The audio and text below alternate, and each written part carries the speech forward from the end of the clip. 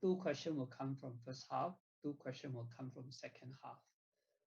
First half material contains your lecture note from week 1 to week 6, chiefly from the organization resilient, define TVR, threat, vulnerability, and race, understand what is BCP, understand what is DRP.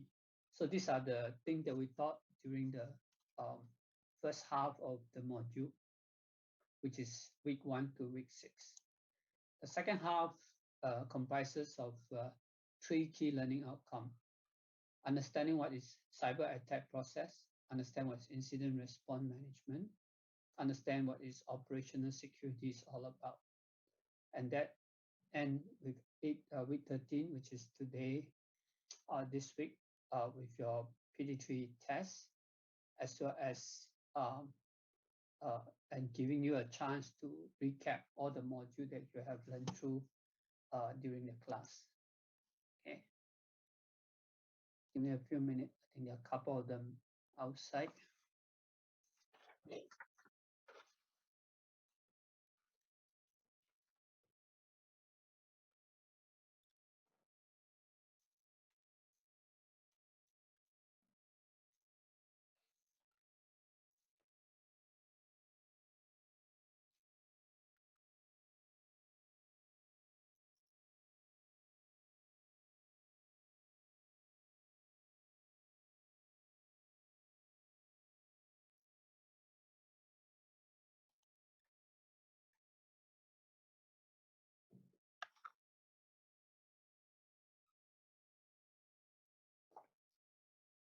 Okay, so let me just continue.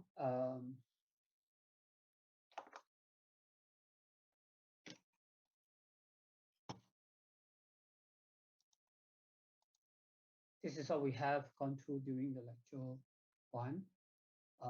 You probably have remember what I've just said, example about what does resilient means, trying to understand the situation and be able to explain the various terminology. Everything that you have seen in the lecture material that is called a definition is one of the by far most important thing you need to remember for your exam purpose, because we're going to be testing your understanding and how to define the term in a precise manner. There are different definitions being explained by different references that we use. Any of them will be good enough. My encouragement is use one that the best resonate in a situation that you are familiar. In any of the term that is being explained as asking you to define is for the purpose of exam. So you need to be very clear about how this is being done, how to explain the term. And in some cases, we may ask you to give 1 or 2 examples as what you understand of resiliency. Okay, so resilient could be defined in a different form. There are differences between civilian and security. So you need to be able to compare and contrast between the two. They are not exactly the same. They are different attributes that define what it means by security, what it means by resilient. So resilient is in a way you are able to bounce back very quickly as a situation arises, and therefore you are able to respond and react to the condition and restore the organization back to the original state again. Okay, so that is resilient.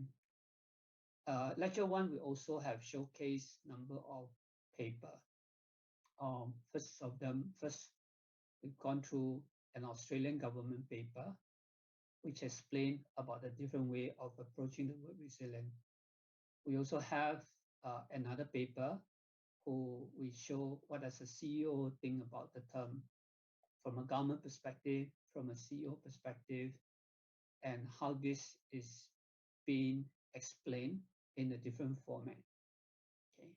The third one we have actually examined is actually a paper that's done by Singapore government, cybersecurity strategy. This is the 2016. They just announced one 2021 a couple of weeks back. And in here, again, the word resilient is being articulated in a different form. And here the term is being defined in the paper as it explained how that can be done. So that is actually just an article, 3 articles that is asking you to be able to understand how the term resilient is being used by the different government and different organizations. In here, we are trying to ask that you learn to understand how to articulate a situation in a correct way. You practiced that in your tutorial 1, tutorial 2. You've done that in your PD1. You have done that in your PD2. You have been asked to look at a case, a situation, an organization, and in order for you to explain what you think is the correct thing to do or not the correct thing to do. So here, for the purpose of the exam, during the exam, you will be given a very quick situation, a little bit like the COI, but not as complex as 200 over pages. You'll be given a situation and given a particular environment where we ask that you read and understand them very quickly. So I hope you have given enough practice that you have done through so far in the group study during your tutorial 1, tutorial 2, during your PD1 and PD2. You've been given a chance to actually read many references, and here in the exam, we ask that you read one situation that's presented to you in a very simple PowerPoint format with keywords that is highlighted inside this simple case study. And when you're trying to explain the situation, very often we ask that you read the case study in order to articulate some of the questions that we ask you.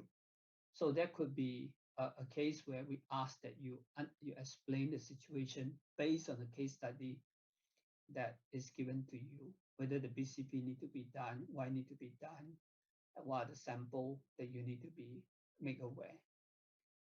Now, anything on the lecture that we have given you that is a case that we ask you to read for references, those are actually not as important for the purpose of the exam because the cases change. Like the cybersecurity strategy paper that we quoted during the lecture is 2016, and that has just been changed to 2021. Some of the report that we relate to maybe a little age, and there will be always a newer one that is being circulated or updated as we move along. Those we will not test you specifically. We ask that you read them so that you can understand the term or the situation that you would like to refer to. Anything that is linked to a specific references, like NIST, like ISACA document, that's called learning document, and you need to remember them because those will be tested. Because we will use them as a basis for testing you for the purpose of the exam.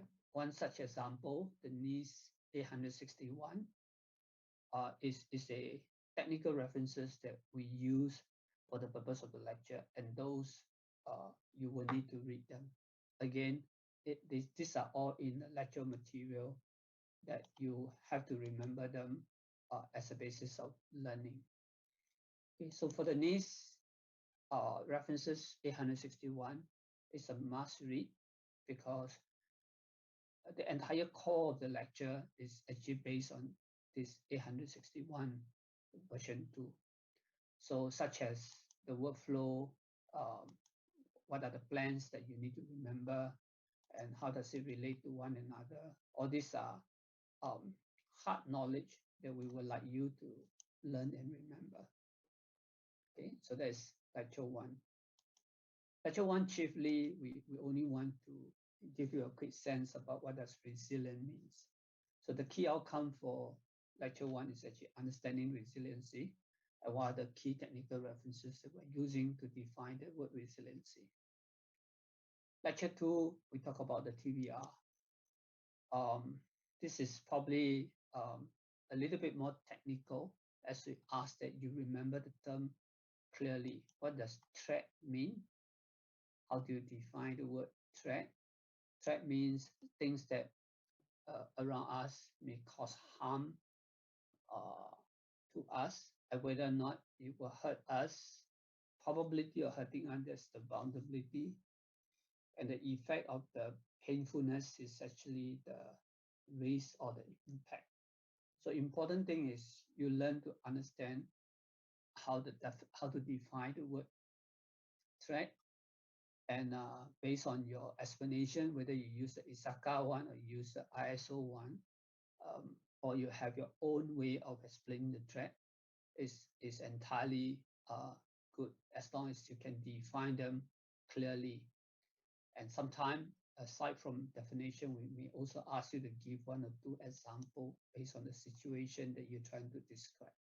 So there are many threats that we have discussed, and many of them are related to situation that we have tried to articulate for you to understand.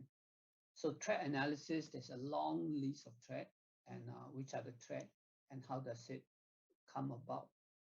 We also have discussed about the sources where the threat is actually from. Is it internal? Is it external? Is it simple? Is it complex? There are many sources of threat, and we also have examined what are the possible threat source, and later you probably learn about threat actor, and you also have learned about why do they want to do them. There are different kind of threat actor with different motivation. Some could be internal, some could be external. There are different category, and we have also asked that you are able to define the different kind of threat that may impact the organization from a cyber security standpoint. Some case study was also presented, whether it's situation happened to a data leak or a bank that is not able to function or system that's down for a prolonged period of time. Those are some of the incidents that you may have seen. Okay. The charge of the CIA are the definition that you will need to remember. What is confidentiality? What is integrity? What is availability? The CIA means different things to different organizations. For organizations that are slightly more sensitive, such as the government or such as data protection company, you'll find that confidentiality is more important. For services company, you'll probably find integrity is more important because you want to be sure that the data is accurate, particularly on people who deal with financial monitoring. If you are doing it as a bulletin board, like some of the e-government services, you want to be sure it's available all the time. If it's not available, the implication could be high. So the CIA is important that you learn how to explain them correctly. Vulnerability. Quite a few of people did not get this right. They always solve the vulnerability and the threat in a different way. So just be aware.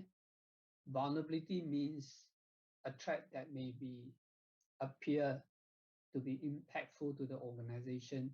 And if your digital backyard is actually not safe, not strong, and you will become a vulnerability. And that particular threat is a serious vulnerability, like software vulnerability as the term implies here. If you are using Windows and Windows has a vulnerability, and if you are running Windows, then that threat become a vulnerability to you. If you have a physical facility that you do not have access control, then access control threat will become a vulnerability to your organization. So that you need to learn how to explain that. Simple way is to pick a picture and use a definition that you are familiar. So that's TVR. Risk and assessment are slightly different. So risk, again, is a term that sometimes to different people, it may mean different things. For the purpose of the exam, please remember one of these definitions. Be as clear as you could in explaining the word risk. Risk is to be able to understand the effect.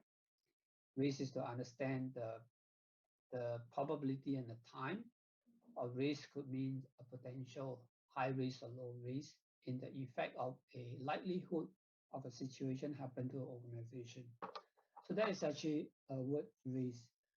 There are many different risks. So if we ask you to explain some of the cyber risks, you could highlight a technology risk, operational risk, fraud risk, compliance risk, outsourcing risk. There are many risks that we have highlighted in the exam. Slide 30 is one of the most important diagram that I ask that you remember them as much as you could, not just for the purpose of the exam, but also for the purpose of you going out to work. Because this is one picture that paints 1,000 words.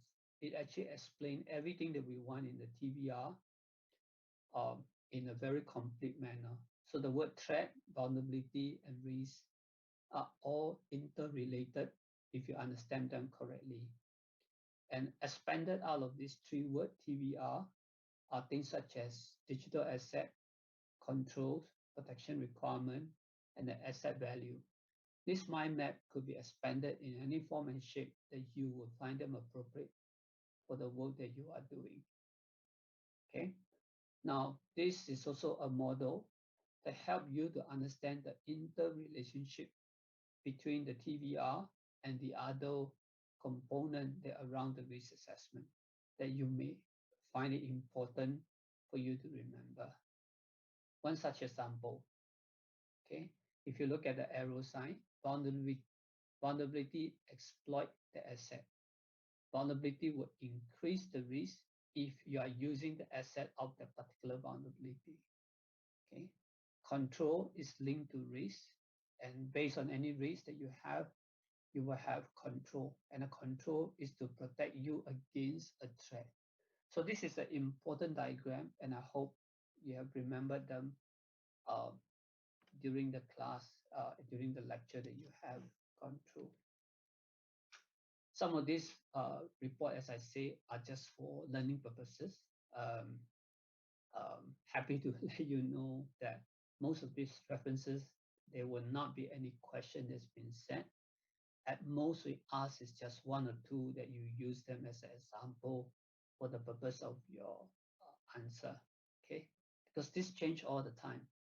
So this World Economic Report called the Global Risk by 2018 has outlined number of threat, number of trend, number of vulnerability.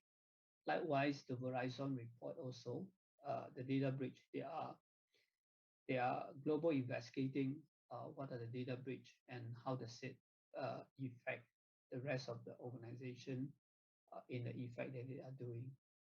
Okay.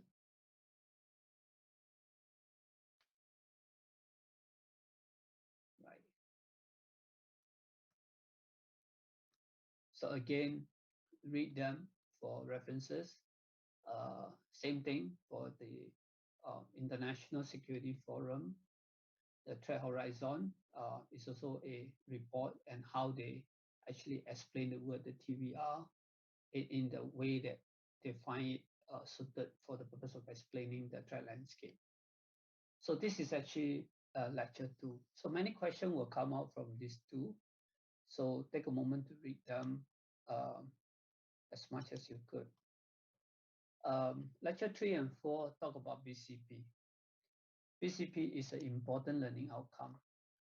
One of the things that we would like you to remember in the BCP is the same again, the definition. So be clear about the definition of the BCP. Different people explain it slightly differently. It's about business continuity. What can you do to ensure that business can be continuously operational at all time? This is not the T+1. This is probably the step that you need to do before you actually think about the business operation. Okay? What component is needed in order for the business to function effectively as much as possible. Okay. I pause here for a while to ask that you remember the difference between the ISO 22301 and ISO 22313. This is two very important references. For people who want to build a good BCP, you probably need to refer to these two documents by heart. These two documents actually give a lot of references, give you a lot of um, um, 1 minute, one more. Okay.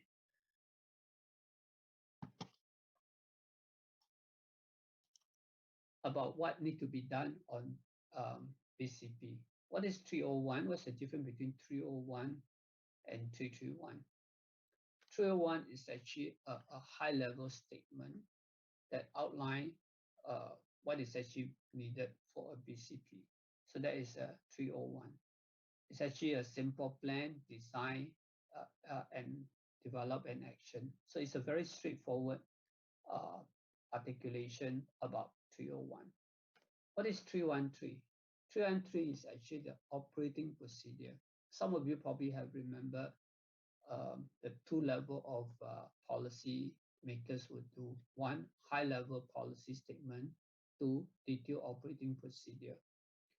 Most of the instruction that come from an organization on cybersecurity come from these two documentation, a high level order instruction or state or policy statement that come from 301 from a BCP perspective. So for BCP SOP procedure, as to exactly what need to be done at a step-by-step, it is in the 313. Now 313 is also a detail to outline what are the second level or third level detail that we would like you to remember. So some articulation about if you were to build a policy, what the policy outline would need to take, and what are the design consideration, and what are the references that you can take. Whether it's from ISO 22301 or for the 25999-1, or from a COVID, which is the ISACA references, or from the BCP or BCM institution, there are quite a number of references. Now, all these are references that you need for design a policy. For the purpose of the exam, we ask that you at least understand the BCP component, what is in the BCM, and how are the various components that could be articulated from a different perspective. Okay, so that is actually the difference between 301 and 331. So be clear that you understand about the two. Okay, these are the design consideration. If you remember the class that you have conducted for lecture 3, you also have remember the class that you, the group that you have done your PD1, that actually allow you to understand the difference between the two. This is an interesting articulation. We ask that you articulate what is called an allowable outages. It means that what is the potential downtime that is allowed for the organization as you move toward the designing of a BCP. Based on the allowable outage, sometimes you can work backwards. Your procedure and policy statement may need to be adjusted. So one of the key outcome or design consideration in the BCP is understanding the magnitude of the disruption and therefore allowing what is deemed to be allowable outage. So that's a important picture that we ask that you remember. Another thing we have extracted from the 301 is actually a definition called maximum tolerable downtime. MTD is, as the term implies, you need to decide as to when a system is running and if there is a disruption from happening, what is the maximum tolerable downtime, including the recovery time, for the whole duration to be defined. Okay, MTD is equal to allowable outage. That's just a description of the term of time. That means what is maximum tolerable downtime. That's to be translated into a technical term, because from here, if you go backward, you will need to be able to explain what is RTO, what is WRT, in a very simple term. Okay. Likewise, you are given a case study called Stock Exchange of Singapore, and this is an important one. We give you a case study with 1, 2, 3, 4 pages. We give you 4 pages of a case study, and by reading these 4, you are able to translate them into questions that we ask, basing on the 4 questions we give you. The same thing will going to happen in exam. We're going to give you a case study, which is also a few pages. Read them, and therefore you can use them to explain some of the terms that we ask. Okay. This is my favorite.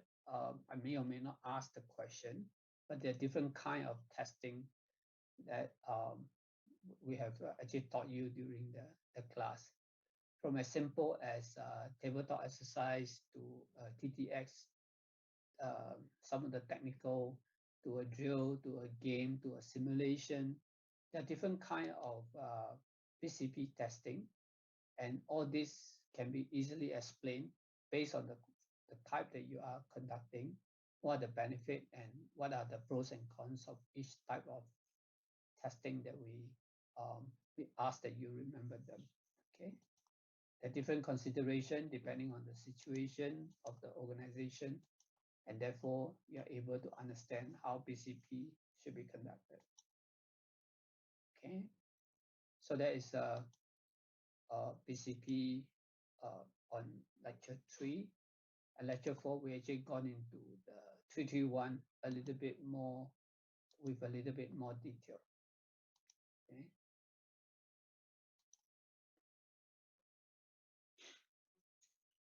Right. Here we also take a moment to run through review how a typical BCP plan would look like, what the key component in the BCP. If you have remember your PD1, this should be still fresh in your mind.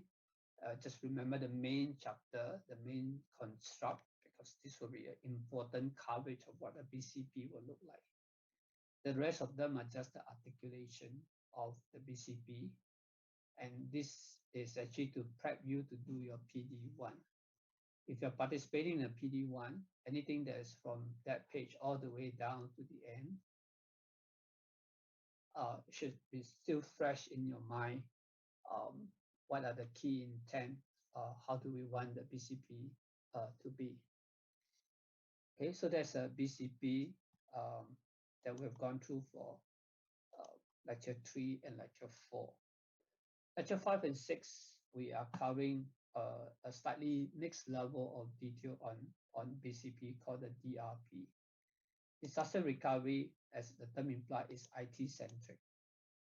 There's a definition of BCP and there's a definition of DRP.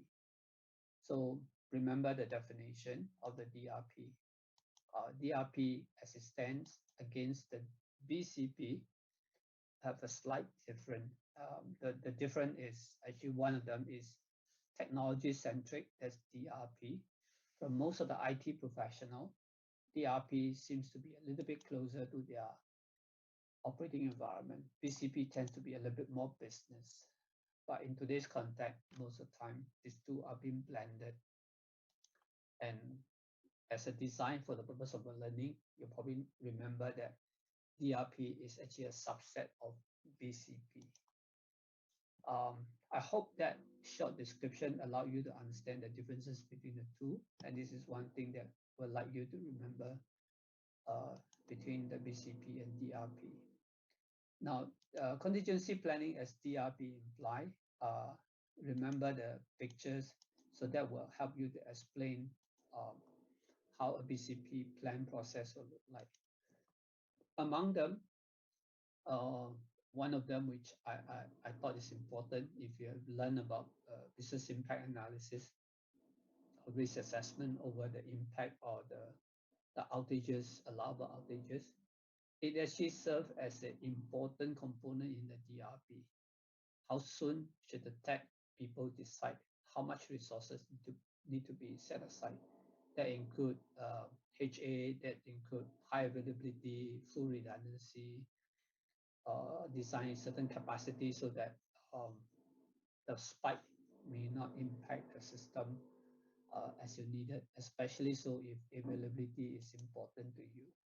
Okay, from identifying key asset to defining allowable outage from a DR perspective to calculation of the downtime, they are all very similar.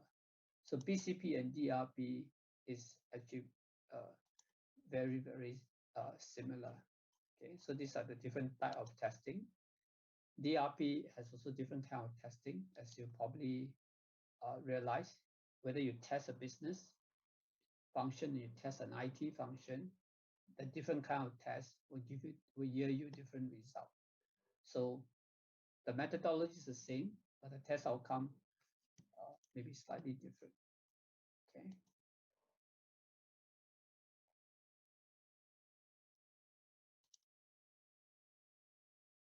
By the close of the DRP. So the key document for DRP as compared to BCP, there's the equivalent of NIST standard 834. 834 is one of the key things that we ask that you remember for the purpose of the exam. Okay, I hope you got that point. Before the end of the first half, we actually described briefly about the 834 during lecture 6. So as lecture 5 highlighted earlier, most of the technical references worldwide uses the 834. All you need to know that is the 834. Whether you want to read the detail, my suggestion is no need.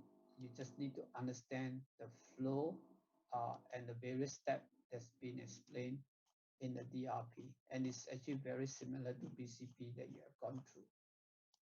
Okay, so that is actually the first half, 6 lectures, not much complication.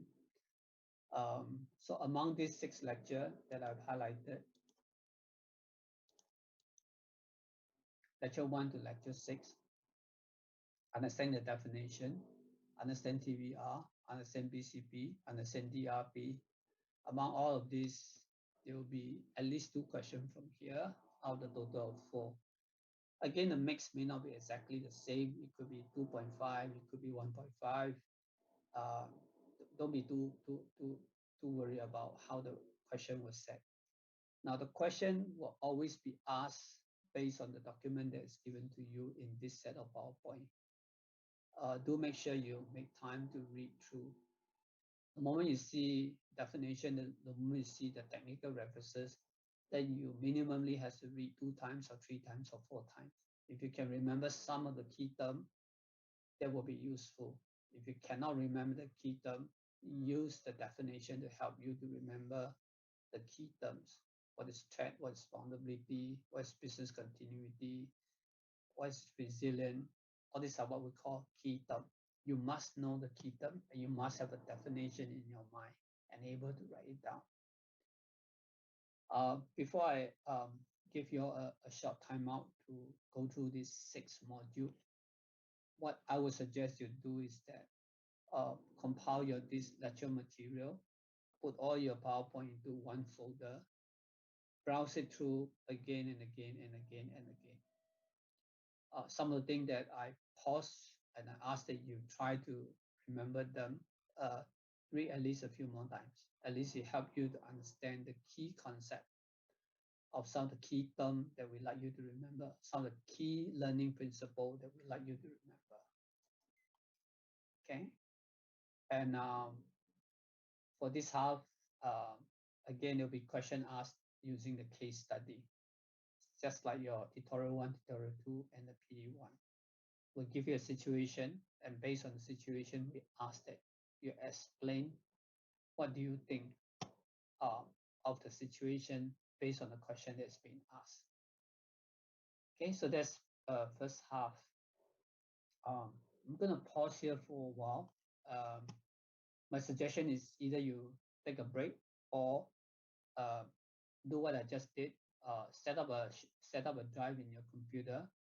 Put all your PowerPoint. If you have printed out, that's good. If you have not printed out, put it into a subfolder with all the PowerPoint. If you have done that, good. If you have not done that, you want to do it now, please do so. Okay. I will give a short break about 15 minutes from now to 3 o'clock. If you have any question, please type it in the chat box as usual. Otherwise, we'll come back and do the second half in a short while. I'll start at about 3-ish. Still got people outside, so I need to admit them, and I also need to adjust the PowerPoint to the next set. Okay, take a short break, set up your shared drive, put all your PowerPoint into one directory so as to ease your revision.